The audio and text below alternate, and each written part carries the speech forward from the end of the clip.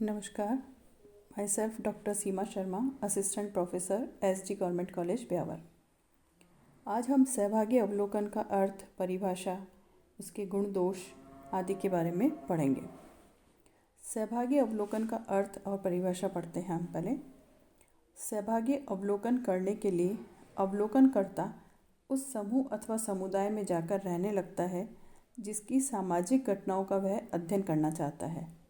वह लोगों की दैनिक और अन्य सभी क्रियाओं में भाग लेता है और उनका निरीक्षण भी करता है। इसमें अवलोकनकर्ता को समूह के लोग अपना लेते हैं और वे उसे अपना एक सदस्य समझने लगते हैं। इस प्रकार अध्ययनकर्ता अस्थायी रूप से समूह का आंतरिक व्यक्ति बन जाता है। श्री पीवी यंग ने लिखा है, अनियंत्रित अवलोकन का प्रयोग करने वाला सहभागी अवलोकनकर्ता साधारणतः उस समूह के जीवन में रहता तथा भाग लेता है जिसका कि वह अध्ययन कर रहा है। पीएच मान के अनुसार सहभागी अवलोकन का तात्पर्य एक ऐसी दशा से है जिसमें अवलोकनकर्ता अध्ययन किए जाने वाले समूह की सभी सामान्य गतिविधियों में स्वयं भी भाग लेता है।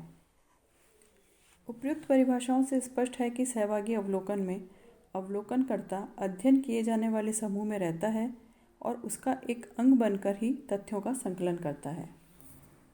सफल सहभागी अवलोकनकर्ता के लिए यह आवश्यक है कि उसे अपने अध्ययन समूह के लोगों की भाषा, रीति रिवाज, व्यवहार, प्रथाओं और परंपराओं की पूर्व जानकारी हो। जब वह समूह के लोगों के बीच उनकी भाषा में बात करता है तो वे उसे अपना ही व्यक्ति समझने लगते हैं और उससे किसी बात को साधारणतः छुपाते नहीं हैं। सहभागी अनुसंधानकर्ता को वाक्पटु और व्यवहार कुशल भी होना चाहिए। एक अनुसंधानकर्ता किस सीमा तक सहभागी बन सकता है, यह समूह के आकार पर भी निर्भर करता है। परिवार की पूर्ण सहभागिता सरल है, जबकि एक बड़े नगर की सीमित मात्रा में ही संभव है। इसके अतिरिक्त अनुसंधान के विषय एवं अवलोकनकर्ता के व्यक्तित्व एवं कुशलता पर भी सहभागिता की मात्रा निर्भर करती है। सहभागी अवलोकनकर्ता को चाहिए कि वह अपने को समूह में इतना घनिष्ठ नहीं बना ले कि समूह के प्रति उसमें पक्षपात की भावना आ जाए। सहभागी अवलोकन की गुण या लाभ। पहला है विस्तृत सूचनाएं। इस विधि में अध्ययनकर्ता समूह की सभी गतिविधियों में भाग लेता है, अतः उसके बारे में विस्तृत सूचनाएं संकलित कर सकता है। इतनी विस्तृत सूचनाएं प्रश्नावली, अनुसूची, साक्षात्कार तथा अन्य विधियों से ज्ञात नहीं की जा सकती। दूसरा है सूक्ष्म और गहन अध्ययन। इस अध्ययन विधि में अध्ययनकर्ता स्वयं घटना स्थल पर उपस्थित होता है और समूह के जीवन में भाग लेता है, अतः वह समूह के बारे में छोटी से छोटी बातें भी गहराई से अध्ययन कर लेता है। इस विधि की गहनता और सूक्ष्मता को प्रकट करने के लिए जहोडा और कुक लिखते हैं कि सक्रिय सहभागिता उन सूचना स्रोतों के द्वारा खोलती है जो अन्यथा बंद ही रह सकते थे। तीसरा है प्रत्यक्ष अध्ययन। इस विधि में अवलोकनकर्ता सामाजिक व्यवहारों का प्रत्यक्ष रूप से अध्ययन करता है, अतः उसकी जानकारी अधिक सही और वैज्ञानिक होती है। अध्ययनकर्ता अस्थायी रूप से समूह में रहता है, लोगों के व्यवहारों, कार्यकलापों, संस्कृति आदि के बारे में प्रत्यक्ष रूप से तथ्यों का संकलन करता है। इसके लिए वह लोगों से घनिष्ठ और औपचारिक संबंध भी स्थापित करता है। चौथा है वास्तविक व्यवहार का अध्ययन। इस विधि के द्वारा लोगों के वास्तविक व्यवहार का अध्ययन करना संभव है, क्योंकि लोग उसके सामने कृत्रिम व्यवहार नहीं करते और सभी लोग उसके साथ घुल मिल जाते हैं। अधिक विश्वसनीयता। चूँकि इस विधि में अध्ययनकर्ता स्वयं सूचनाएं संकलित करता है, अतः वह अधिक विश्वसनीय होती हैं। संग्रहित सूचनाओं की सत्यापनशीलता। इस विधि में अवलोकनकर्ता द्वारा संग्रहित सूचनाओं की सत्यता की जांच भी कर ली जाती है, क्योंकि अध्ययनकर्ता स्वयं समुदाय की गतिविधियों में भाग लेता है, अतः आशंका होने पर पुनः वैसी ही परिस्थितियां आने पर उन तथ्यों का पुनर्परीक्षण कर सकता है। सरल अध्ययन।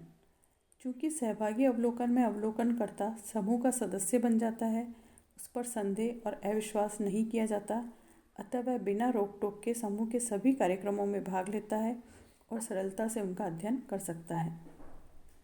अध्ययनकर्ता की कुशलता में वृद्धि। एक लंबे समय तक एक समूह में रहने और उनकी क्रियाओं में भाग लेने के कारण अध्ययनकर्ता अनुभवी एवं कुशल हो जाता है।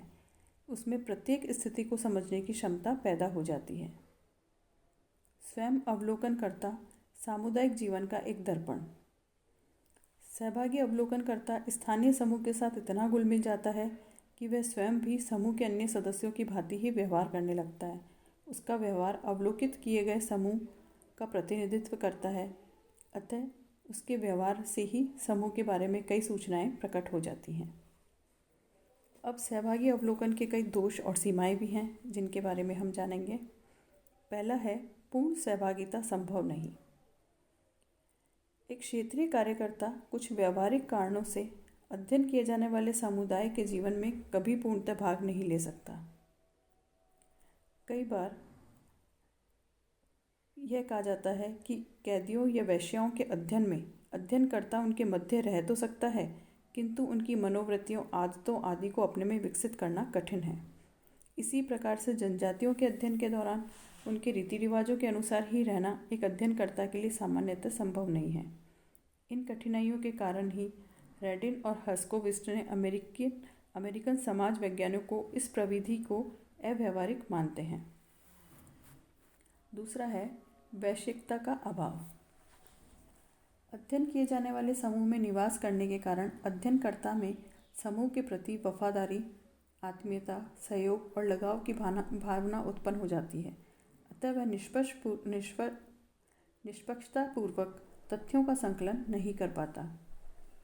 तीसरा है, समूह के व्यवहार में परिवर्तन। कई बार अध्ययनकर्ता समूह में महत्वपूर्ण पद प्राप्त कर लेता है और वह स्वयं ही समूह के लोगों के व्यवहारों को प्रभावित एवं परिवर्तित करने लगता है। अगला है, अत्यधिक खर्चीली प्रणाली। सहभागी अवलोकन विधि अत्यधिक खर्चीली है क्योंकि इस विधि के द्वारा अध्ययन करने में बहुत समय लगता है। प्रश्नावली एवं अनुसूची आदि विधियों से की तुलना में इस विधि द्वारा अध्ययन में खर्च भी अधिक होता है। सीमित क्षेत्र का अध्ययन। सहभागी अवलोकन की एक कमी यह है कि इसके द्वारा एक सीमित क्षेत्र का ही अध्ययन किया जाना संभव है, क्योंकि इसमें समय और धन अधिक लगता है। धीमा अध्ययन। चूँकि सहभागी अवलोकन में लोगों से घनिष्ठ संपर्क स्थापित करना पड़ता है और उसमें अधिक समय लगता है, इसलिए इसका अध्ययन भी बहुत धीमी गति से होता है। साधारण तथ्य छूट जाना। सहभागी अवलोकनकर्ता लंबे समय तक एक समूह में रहता है, अतः वह कई घटनाओं को साधारण घटना मानकर छोड़ देता है। उसकी तुलना में एक अपरिचित अवलोकनकर्ता उन घटनाओं को नवीन और आकर्षक समझकर उनका अध्ययन करता है। आलेखन की समस्या। जब अवलोकनकर्ता स्वयं ही समूह की गतिविधियों में भाग ले रहा हो तो उसके सामने सूचनाओं को लिखना उसके लिए एक बड़ी समस्या पैदा हो जाती है। अवलोकन के साथ साथ उसे लिखने से लोगों में उसके प्रति संदेह होने लगता है और यदि वह घटनाओं को घटने के बाद में लिखता है तो किसी भी तथ्य के भूल जाने या छूट जाने की संभावना अधिक रहती है। 9वां है, भूमिका सामंजस्य में कठिनाई। सहभागी अवलोकनकर्ता को एक साथ दो भूमिकाएं निभानी होती है, एक अध्ययनकर्ता की और दूसरे समूह के सदस्य की। इस सामंजस्य को बनाए रखना बड़ा कठिन होता है। विलियम वाइट लिखते हैं कि यह कोई एक शाम को किसी नाटकीय अभिनय करने की बात नहीं है, इसका मतलब है सारे समय सफल अभिनय करना। मेरी समझ में ऐसे सफल अभिनेता को मिलना संदेहप्रद है जो अनुसंधान में रुचि रखता हो और उसे दोनों ही भूमिकाओं में निभाता हो।